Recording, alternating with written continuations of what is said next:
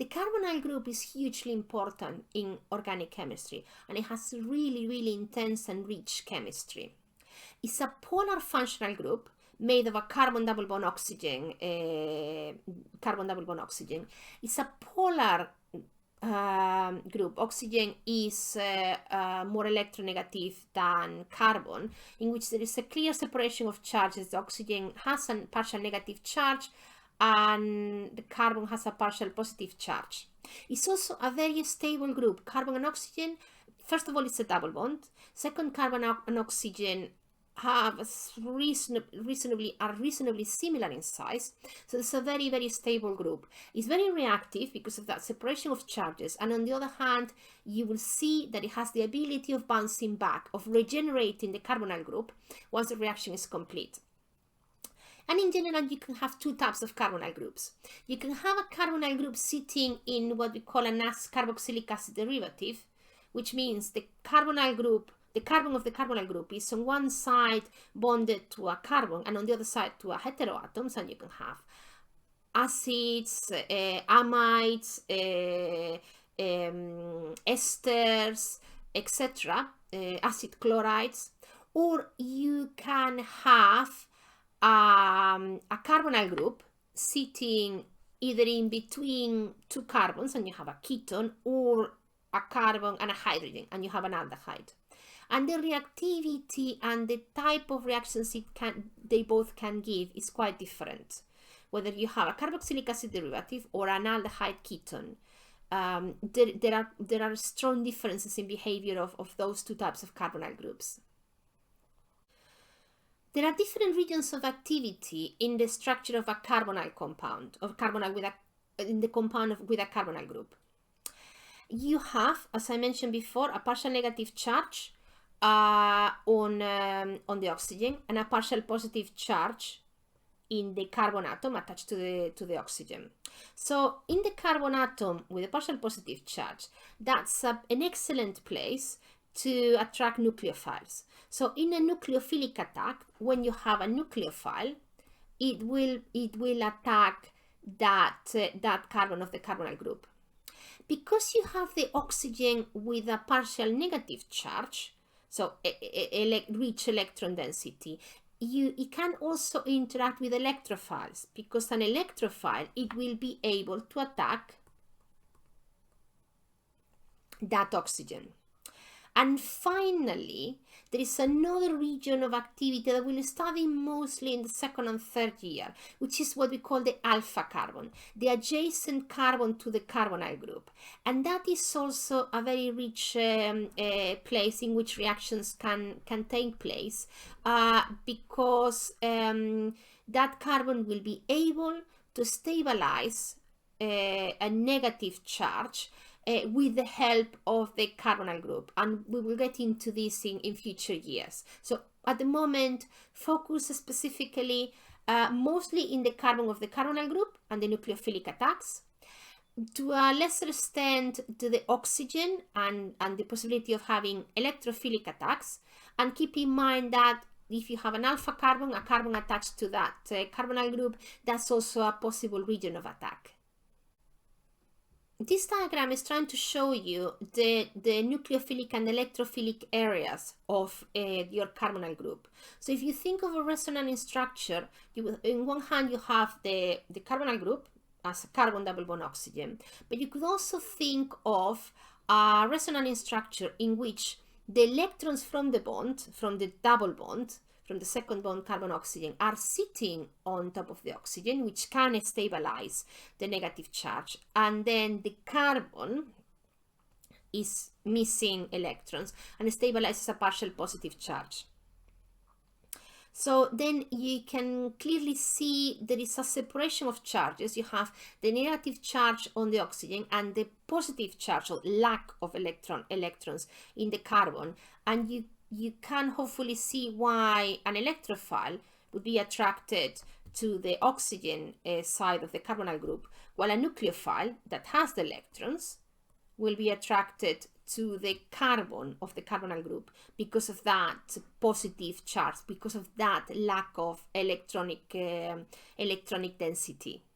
I mentioned in a previous slide there is a difference between a carbonyl group in a carboxylic acid derivative, in which that carbonyl group has a heteroatom on one side of the as one of the bonds, and a carbonyl group in an aldehyde and ketone, which is in between two carbons, or between a carbon and a hydrogen. And the difference is that when you have a carbonyl group in which the carbon is attached to a heteroatom, that heteroatom, I've called here X, that heteroatom is potentially able of leaving the molecule after the reaction and could act as a leaving group, so leave the structure of the final compound. In aldehydes and ketones, you have the carbonyl group either in between two carbons or a carbon and a hydrogen. Carbons and hydrogens are not leaving groups. They are bad leaving groups. They are not designed to leave the molecule stabilizing a negative charge. And they are going to react very differently than if they were a carboxylic acid derivative. The final product that you obtain in a reaction with a carboxylic acid derivative often involves keeping that carbonyl group, while when you have an aldehyde or a ketone, a reaction on that carbonyl group often ends up with the carbonyl group being destroyed and forming an alcohol, a hydroxyl group. Let's explore a bit more how you can obtain alcohols from the reaction of aldehydes and ketones with a nucleophile. So imagine that you have your carbonyl group, let's say in between two carbons, and you make your carbonyl group react with a nucleophile. We look at the carbon double bond oxygen and we see that we have a partial negative charge sitting on the oxygen and a partial positive charge sitting on the carbon because of the polarity of that carbon double oxygen bond. The nucleophile will feel attracted to the partial positive charge of the carbon, and carbon can only have 4 bonds. So if the nucleophile attacks that carbon, this carbon of the carbonyl group needs to break one of the bonds. And the most likely to break is the double bond that shares with the oxygen, because you form an intermediate species that has a negative charge being stabilized by the oxygen, which is fine. Oxygen, being an electronegative atom, is capable of stabilizing that negative charge.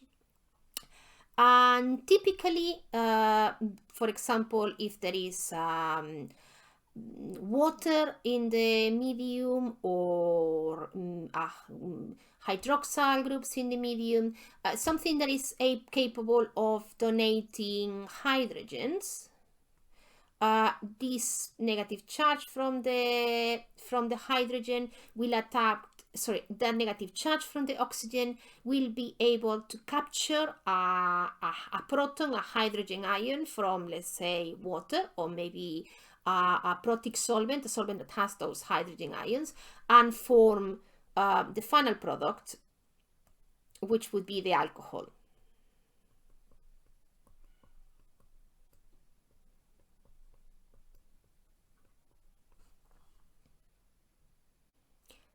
The example I gave before is typically what happens when you're doing a reaction between a carbonyl group in an aldehyde and a ketone and a nucleophile, and you're in a neutral or basic conditions. In acidic conditions, the reaction takes a slightly different path. Again, we have our carbonyl group, let's say in a ketone, and we have the nucleophile, and we also have acidic conditions, so we have hydrogen ions in the medium. what happens here is, again, you have the partial positive and the partial negative charge. And if you remember, I mentioned, yes, the carbon of the carbonyl group attracts nucleophiles, but the oxygen of the carbonyl group attracts electrophiles. So if you have hydrogen ions in the medium, what are electrophiles? Well, the partial negative charge of the oxygen, or the non-bonding electrons that are in the oxygen, can attract protons, hydrogen ions from the medium, and you end up with this intermediate state in which the oxygen is stretching itself by making an extra bond, has 3 bonds and has a positive charge. What this does, this protonation of the oxygen, it can really improve the partial positive charge of the carbon, because the oxygen has a positive charge, so it's straining to stabilize that positive charge, and it's trying to get as many electrons as possible to stabilize that positive charge. So it's strongly pulling from the electrons from the bond of the carbon, and pulling from those electrons from the bond increases the partial positive charge of the carbon. So it's making that carbon with a stronger partial positive charge and much more attractive to the attack of the nucleophile. So it can be a good way to improve a carbonyl group in a ketone or an aldehyde, to make it more attractive to a nucleophilic attack. If, for example, the nucleophile is not very good, you protonate the oxygen from the carbonyl group, and that makes that partial positive charge in the carbon much stronger, and you end up with the same compound as before, with a new bond formed between the nucleophile and the carbon. The rest of the molecules is the same, and the double bond carbon-oxygen is broken, and again you form an alcohol. So the end product is the same. The nucleophile entering, the carbonyl group is lost, and you form a hydroxyl group, an alcohol. The only difference is that it goes it has an intermediate step, in which the oxygen of the carbonyl group captures a proton, a hydrogen ion. And that can be a way of improving that carbonyl group to make it more attractive, more likely more susceptible to a nucleophilic attack.